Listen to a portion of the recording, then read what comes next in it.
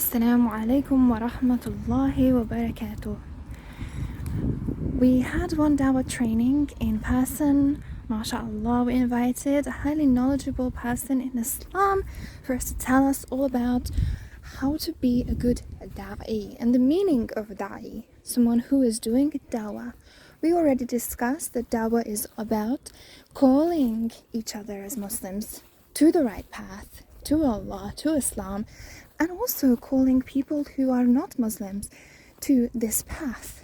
So dawah is all-encompassing. It's not only for a few people. It is something you can do no matter who you are.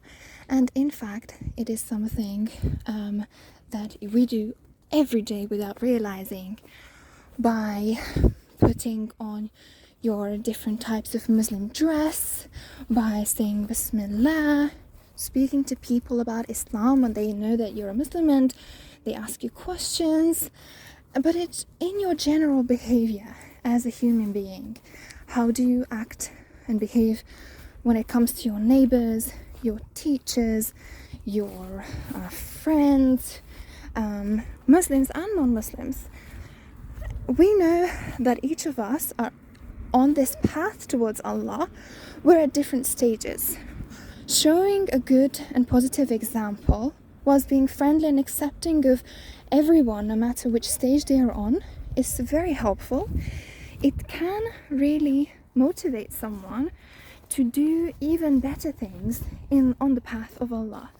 Personal story, I remember being maybe 19, getting to know a wonderful lady from Iraq and other sisters from for example, Tunisia and other people, countries from across the globe.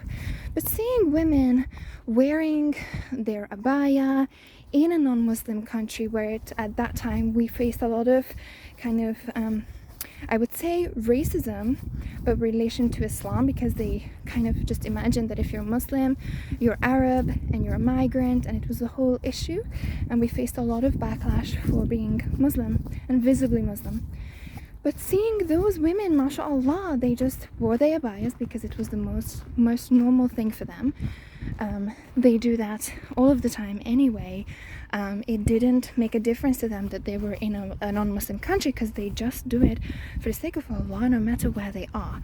And it really motivated me as well to be more brave, to look more Muslim. Although I was already wearing hijab, so I did look Muslim, but to not be afraid to put on an abaya, not think that if I do that it's going to have some kind of repercussion, and to be brave to do that, because I had good examples around me, because I had good friends around me, good women to motivate me. So this is so important. So mashallah, alhamdulillah, we already had this first part of the training. There's so much in there, so please watch the first video. It's we recorded the session as a voice recording, so you have kind of like, let's say, a radio a podcast that you can enjoy, that you can learn from. So I would advise to take a look at that, listen to our guest speaker regarding these topics.